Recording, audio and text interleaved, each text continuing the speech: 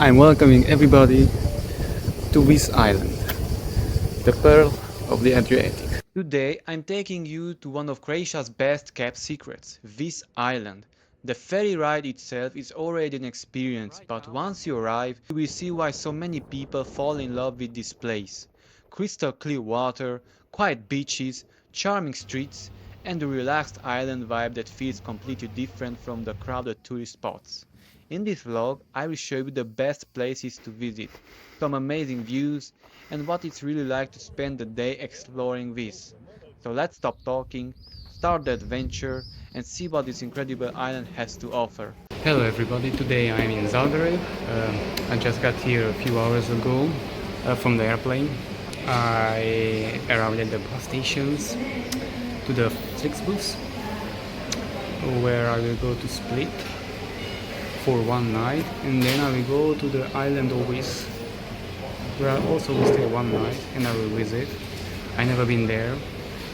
I really wanted to see it. It is also called like the Adriatic Sea. After finishing my previous adventure in Paphos, Cyprus, it was time for the next destination. I flew from Paphos to Zagreb, then took a FlixBus to Split. Since I'm here, I bought for myself tortilla from a local fast food restaurant, and I bought some water. I was thirsty.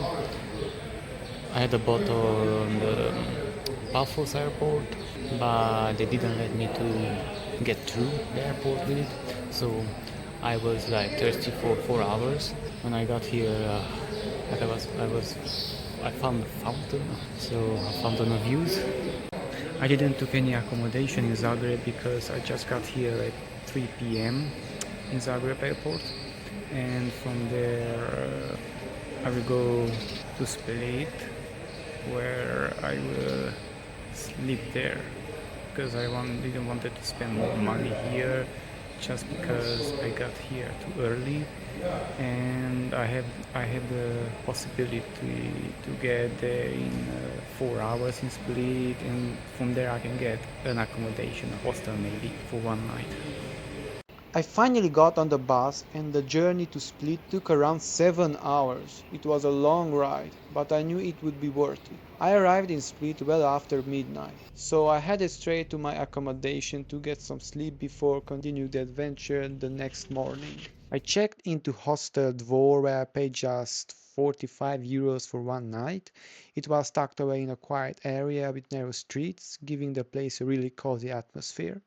I even had a private room all to myself, which was a nice surprise. Breakfast was also included with cereals, fresh fruit, jam, coffee, and a few other simple options. So I just got here in Split. It's late at night at 12.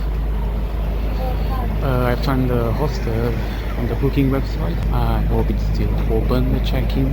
So see you tomorrow. I'm here at the ferry station in Split, and I bought tickets to the island of Vis. I will stay one night there. I heard that there's a beautiful sunset there, so I booked a room there. The island is like unexplored, not many tourists go there. It's mostly just a village there. There's also a small town. We go to a small village to the other side of the island, like 10 kilometers from the closest town. It's a fisher village. I can't wait anymore. My ferry is at 3 p.m. and it's just 10 in the morning. Yes, you should buy your ticket very, very soon because they will be sold out. You can also like pre-book it, or you can come here in the morning to take one, but you should be very fast because otherwise all the tickets will be sold. While I was waiting for the ferry, I decided to make the most of my time and explore some of the most beautiful parts of Split. I walked around the old town, enjoyed amazing views, and just took in the atmosphere of the city. One of the coolest things was visiting a few places where Game of Thrones was actually filmed. It made the wait go by so much faster. So I took a short walk in a Split. I mean Papalici Street. It is the same place where Game of Thrones was filmed, when the scene when the slave masters are killed by the slaves. And yes, this is the street where they're revolting. Like, this is my favorite series, Game of Thrones was also my favorite series, and I can't believe I'm here. We are right under the Diocletian Palace. So this should be the substructures of this Diocletian Palace. This is the zone, the place where Daenerys keeps her dragons inside. He locks inside, you know, the scene in Meereen, because they were like too dangerous. And this is the place. Now they don't keep dragons, they keep humans. It was finally time to board the ferry and continue the journey to Vis Island. I found a spot on the deck because I didn't want to miss the views, even though the wind was incredibly strong. The ferry ride lasted about 2 hours, but honestly, it didn't feel that long. The crystal clear Adriatic Sea, the small islands scattered along the coast, and the fresh sea breeze made the whole trip unforgettable. It was one of those moments where you simply stop thinking about everything else, enjoy the scenery, and get even more excited because I knew I was getting closer and closer to the island.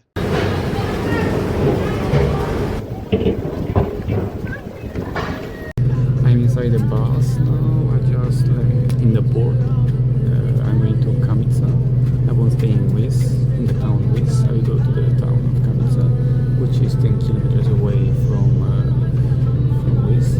And in 15 minutes I arrived in Komiža. The road was good and the views were breathtaking. And I am here in Komiža. I'm going to my hotel near the coastline. Let's go. So hello guys, I just arrived in my hostel room. It's a small one, but it's very close to the harbor. I also have a terrace, not from my room, but from downstairs. I will show you later. But for now I have a view to the narrow streets. Like this.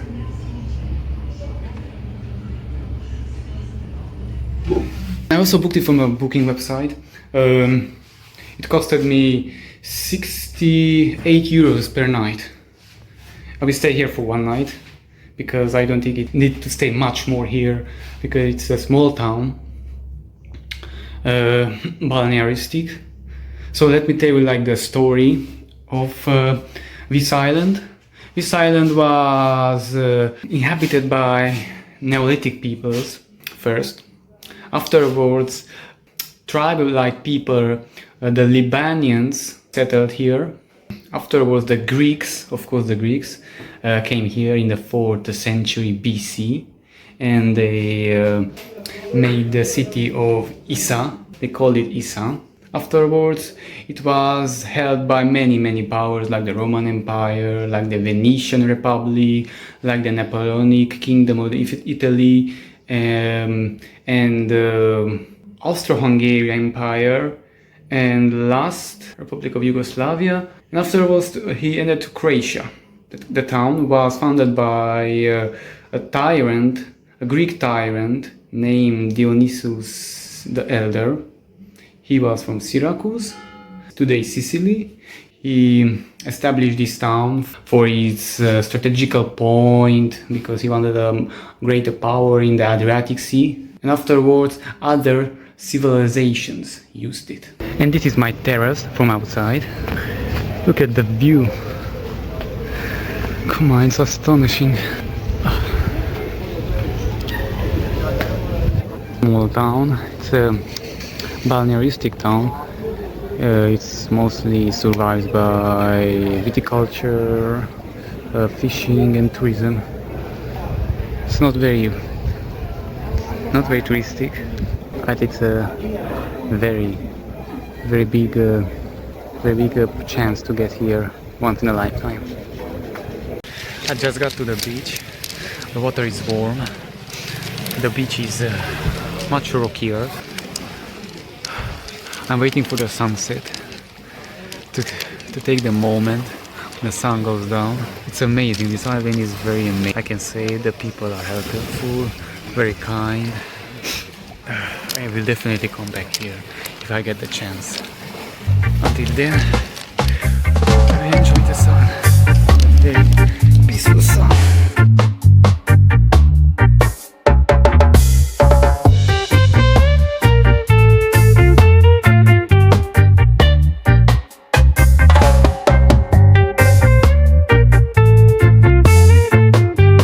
the beach, and I'm heading to a church right up on that hill. Maybe I can see the sunset much better. I also found out that Mar Itza, it is much more like in the ancient tongue, in the Greek tongue. It's Isa was the, as I said, Isa was the old name of the town of Vis, which is the other side of the island. And this town was named after that town. Like Mar means near, and Itza. So it is like pronounced Mar Itza, near Itza. Does it have sense? The name of the place was Church of Saint Nicholas. This church has been here for centuries and has always been closely connected to the local fishing community. Every year, on Saint Nicholas Day, the people of Komiža follow a unique tradition by burning an old wooden fishing boat as a symbol of the end of one journey and the beginning of another. I love discovering places like this because they're not just beautiful, they also tell stories that have been passed down through generations, making the island feel even more special. After that, I headed back into the town to grab some dinner. I treated myself to a delicious pizza, which was the perfect way to recharge after a full day of exploring. As the day came to an end, I found a great spot to watch the sunset. Seeing the sky turn shades of orange and pink over the Adriatic Sea was the perfect ending to an unforgettable day on Vis Island. And just like that, this amazing adventure came to an end. Thanks for watching, and I will see you in the next one.